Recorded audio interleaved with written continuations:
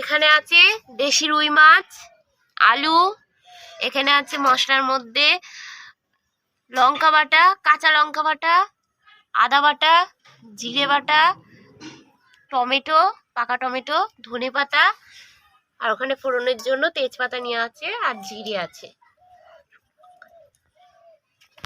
এখানে আমার কড়াই তেতে গেছে, আমি এখন তেল দিয়ে দেবো। মাছের লবণ হলুদ মাখিয়ে নেব, লবণটা দিয়ে দিলাম।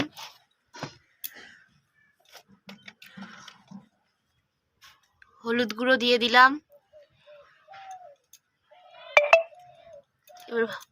এবার ভালো করে মাখিয়ে নেব।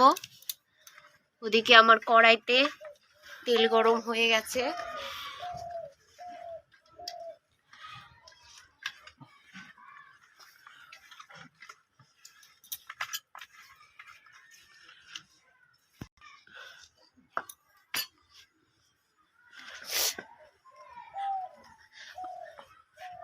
আমার তেল গরম হয়ে গেছে, আমি মাছগুলো এবার একটা একটা করে দিয়ে দেবো।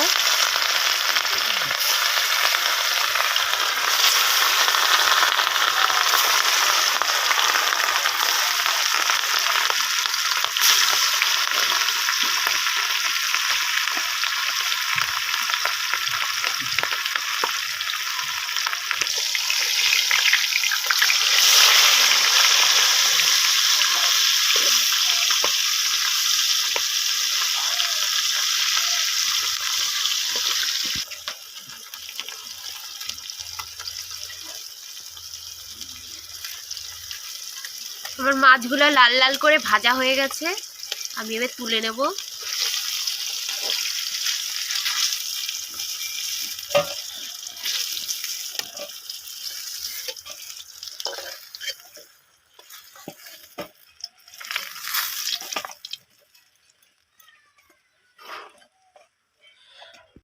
ফোড়নে এখন গোটা জিরে আর তেজপাতা দিয়ে দেবো। আলুগুলো দিয়ে দেবো।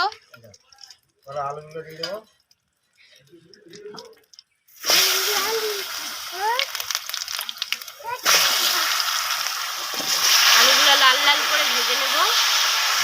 আলুগুলো লাল লাল করে এখন ভেজে নেব।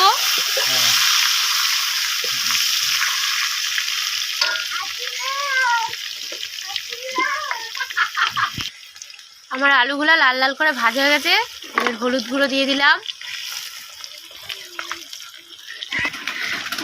বন্ধুরা হলুদ গুঁড়ো না,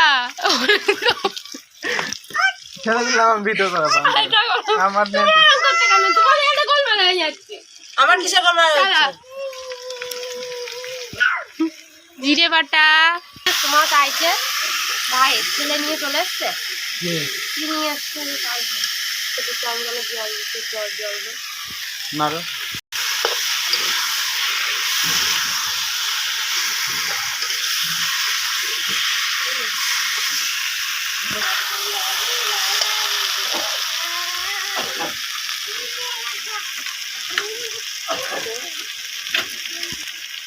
অল্প করে একটু জল দিয়ে দেবো, মশলারই জল। মশলা থেকে তেল ছাড়া অবধি অপেক্ষা করব। হ্যাঁ দেখ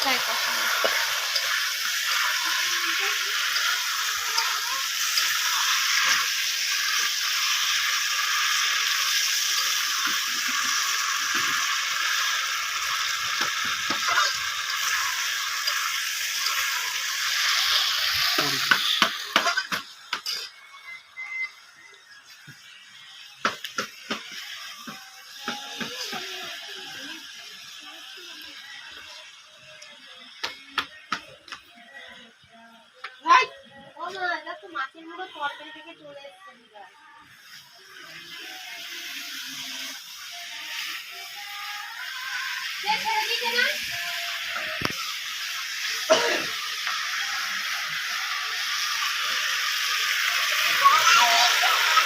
মশলা থেকে আমার তেল ছেড়ে দিয়েছে,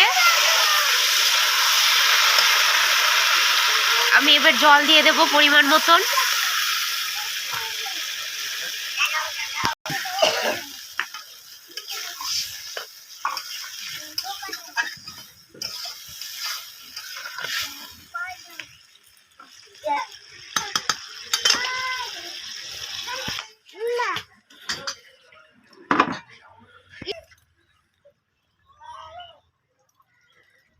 এবার ঢাকনা দিয়ে দেবো।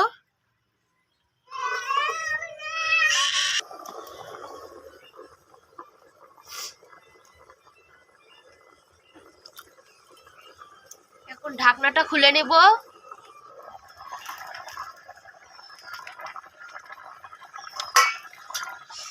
ভালো করে নেড়ে নেব, দেখবো আলুটা সিদ্ধ হয়ে গেছে নাকি। আলুটা হালকা হালকা সিদ্ধ হয়ে গেছে, আমি মাছগুলো দিয়ে দেবো।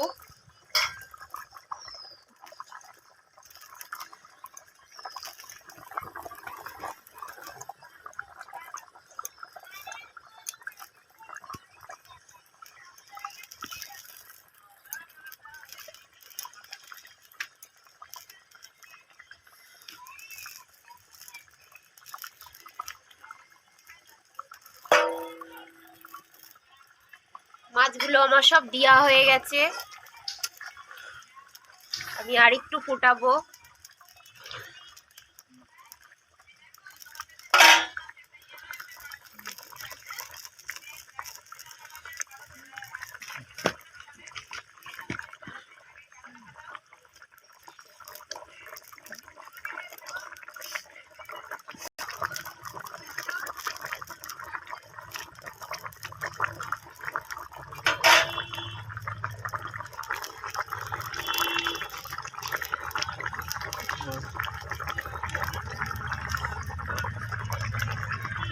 এখন ধনে পাতা কুচি দিয়ে দেবো।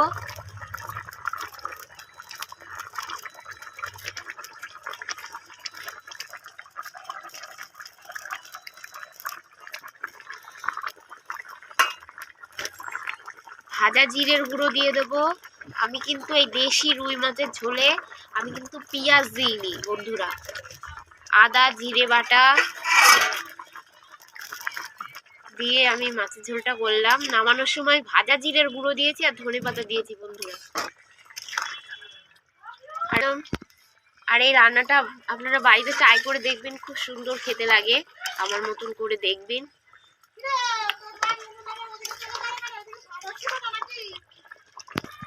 কমেন্ট করে জানাবেন।